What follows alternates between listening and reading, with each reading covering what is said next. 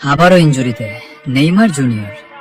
ইনজুরির কারণে পানামা ও মিশরের বিপক্ষে ফ্রেন্ডলি ম্যাচ, এমনকি বিশ্বকাপে মরক্কোর বিপক্ষেও মাঠে দেখা যাবে না নেইমারকে। অনেক কষ্ট পেরিয়ে আবার ফিরেছিলেন জাতীয় দলে। চোখে ছিল নতুন স্বপ্ন, পায়ে ছিল আবার ব্রাজিলকে আনন্দ দেওয়ার ইচ্ছে। কিন্তু ইনজুরি যেন এখনো তাকে শান্তিতে থাকতে দিচ্ছে না। একটা ইনজুরি কাটিয়ে ফিরতেই আরেকটা ইনজুরি আবার তার পথ আটকে দেয়। মনে হয় ফুটবল যখনই নেইমারের হাসিটা ফিরিয়ে দিতে চায়, ভাগ্য তখনই তাকে আবার কাঁদিয়ে দেয়।